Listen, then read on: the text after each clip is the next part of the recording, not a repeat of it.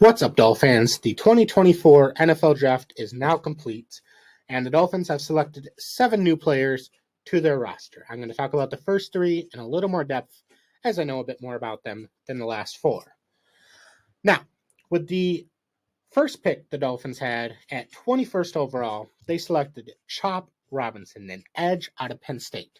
Now, a lot of Dolphins fans were really upset at this pick, but hear me out here.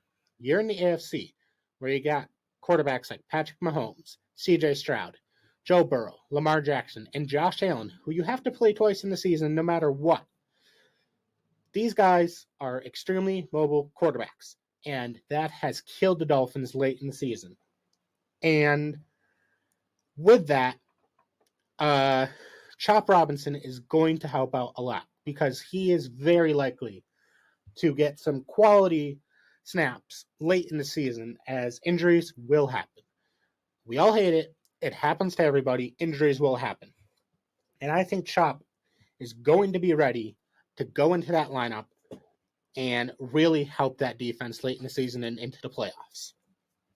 Now, in the second round, at 55th overall, the Dolphins selected Patrick Paul, an offensive tackle out of Houston, getting that protection for Tua. He is 6'2", 315 pounds. And this guy, he's huge. He's going to get some defense for Tua. And that's really all we wanted mostly out of this draft.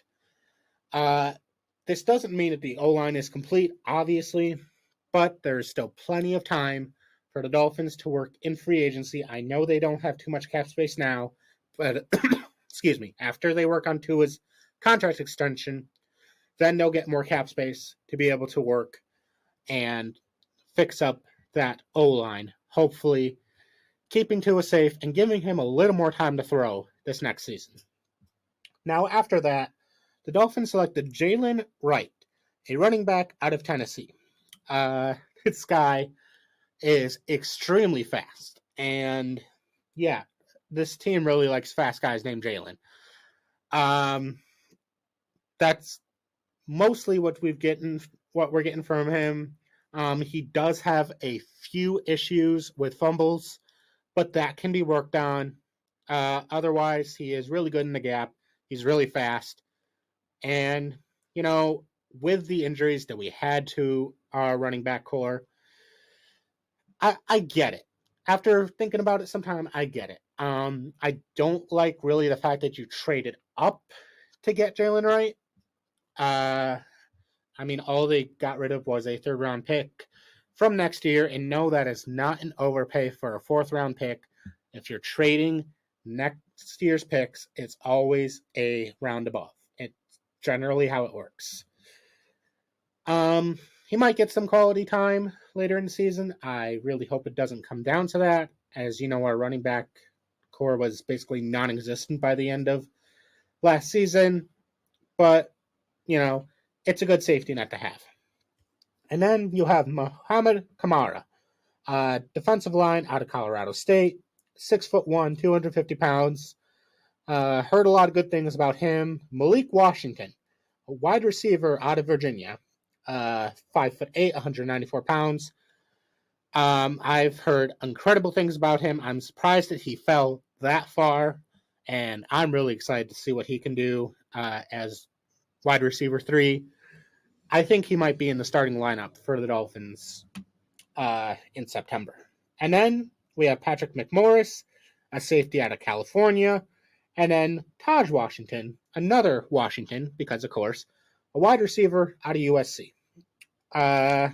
Overall, I think it's a good draft. And by the way, one thing I forgot to mention with Chop is, yes, I understand that his sack numbers weren't really there, but you got to remember, he was the main focus for the offense. They were focusing on him, and that left his teammates to go and get the actual sack numbers, which he might go up in sack numbers as he won't probably be a main focus for the offense in the NFL, but who really knows? Anyway, overall, if I had to grade the Dolphins draft, I'd give it a B. There's a couple guys I would have rather taken, but at the end of the day, you got to realize that the people making these decisions have spent months and months researching these players. They know far more than any general fan does. So I'm going to trust them here. Quickly, before I go, I'm going to talk about what the other teams in our division have done. The Patriots, they got their new quarterback in Drake May. North Carolina guy, he could definitely be a threat. At this time, though, I'm not too worried about him. He doesn't have anyone really to throw to. So Drake May might be a problem in the future, but for the next year or two, I don't see too much issue. The Jets got a really good offensive tackle, and Fashanu, I'm not going to try and pronounce his first name, out of Penn State as well. Definitely could be an issue, but just one guy isn't really going to fix your O-line, like I said, for the Dolphins. We'll have to see if Rodgers stays healthy. Personally, I want him to. The AFC East is more interesting when there's more competitive teams, and I really want to see what the Jets can do with him. I just hope, the Dolphins still beat him twice. And then the Bills had the most confusing draft of all. They traded their pick to the Chiefs, who took a receiver, which the Bills badly need. And then they did it again with the Panthers, but the Chiefs. You traded your pick to the Chiefs? Okay. They got Keon Coleman in the second round. Yeah, I really don't know why they did this. Coleman, he's okay. I've heard he has a pretty small catch radius, though.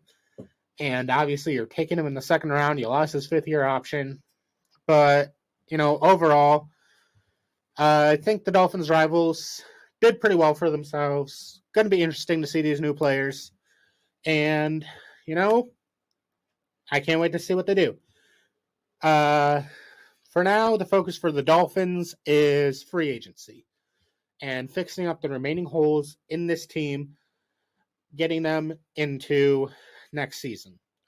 We definitely still need a tight end. We still need more help on that O-line. Otherwise, maybe more depth in the running back position just because of the amount of injuries that we had. And, maybe a different backup quarterback. Because I think we have Skyler back there again. So, we'll have to see what happens. Blessed be, fins up.